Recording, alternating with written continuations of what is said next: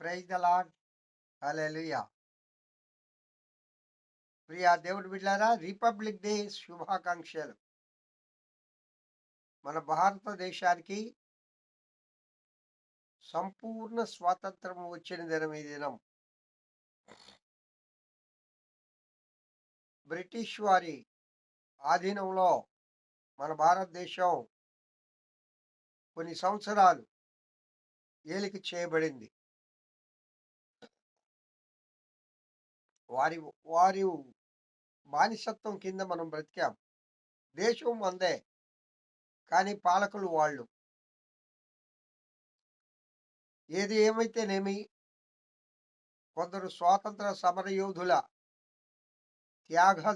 త్యాగపూరితమైన చర్యల ద్వారా మన దేశానికి స్వాతంత్రం వచ్చింది. 1947 ఆగస్టు 15వ తేదీ. సంపూర్ణ స్వాతంత్రం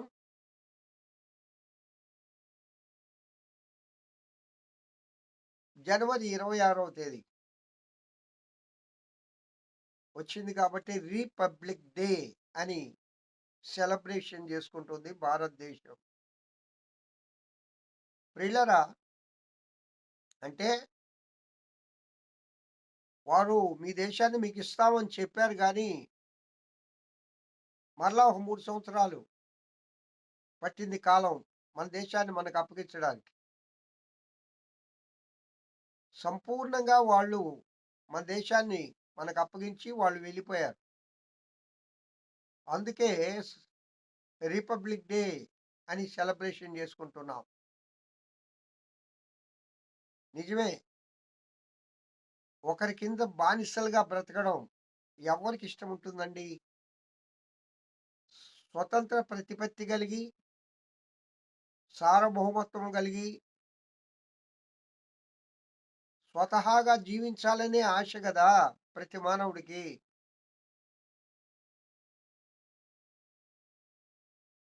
ఎవరి బానిస సంఖ్యలతో నువ్వు కట్టివేయబడి ఉన్నావు? దైవికంగా మనం కాసేపు ఆలోచిస్తే మనకు కూడా సంపూర్ణ స్వాతంత్రం కావాలి.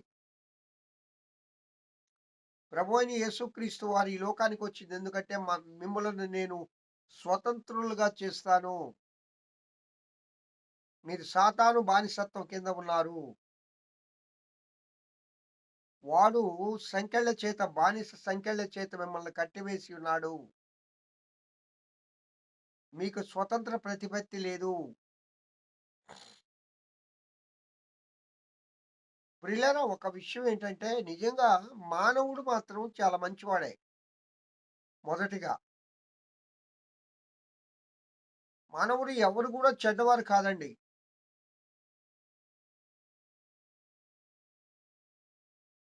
ఎవ్వరు కూడా ఒక చెడు కార్యాలు చేసే బిడ్డను పోయి అడగండి, వాడు చాలా బాధగా చెప్తాడు, నేను మారాలనుకుంటున్నాను కానీ మారలేకపోతున్నాను. నాకు ఇష్టం లేదయ్యా ఆ విధంగా చేయడం, కానీ ఎందుకో నేను బానిసైపోయాను, లోబడిపోయాను, జయించలేకున్నాను అని కన్నీరు కారుస్తాడు. ఆ బానిసత్వంలో నేను నలిగిపోతున్నాను. నువ్వు రాలేవు. ఆ బానిస సంఖ్యలను విడదీసుకోవడానికి నీకు శక్తి సరిపోదు.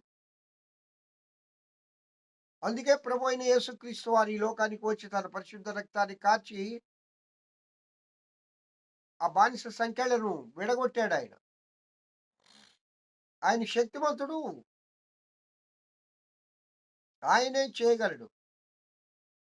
సంపూర్ణత్వం లేకుండా ప్రభువుని ఎవరు చూడలేరు. సంపూర్ణత్వం లేకుండా ఆ దేవదేవుని కృపను ఎవరు పొందలేరు. ఇద్దరు యజమానుల దగ్గర మనము పనిచేసే వారంగా ఉండకూడదు. మనకి యజమానుడు ఒక్కడే ఉండాలి. ఆయనే ప్రభు అయిన యేసుక్రీస్తు.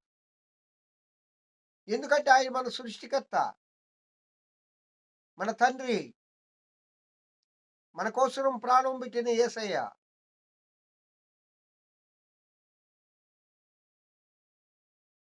ఈ లోక సంబంధమైన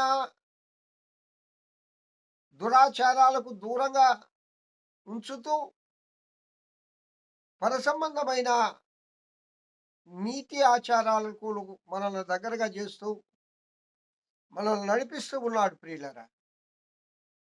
కావున ఆయన యందు మనము భయభక్తులు కలిగి, ఆయనతో జీవిస్తూ, ఆయన కృపను పొందుదుముగాక.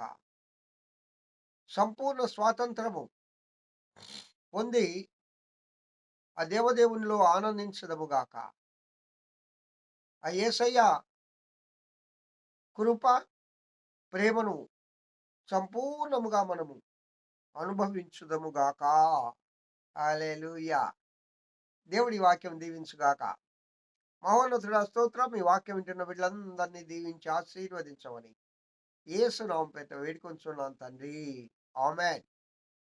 తండ్రి అయిన దేవుని నుండి, కుమారుడైన యేసుక్రీస్తు నుండి, పరిశుద్ధాత్మ అన్యోన్య నిత్య సహవాసం ఈ వాక్యం వింటున్న బిడ్డలందరికీ, సర్వలోక పరిశుద్ధులకు, సార్వత్రిక సంఘానికి ఇప్పుడు ఎల్లప్పుడు సదాకాలం తోడై ఉండి నడిపింపబడును గాక. Amen. Amen. Praise the Lord. Have a good day. ఈ దినమంతా ఆ దేవదేవుని కృపాక్షేమములే మీ వెంట వచ్చును గాక.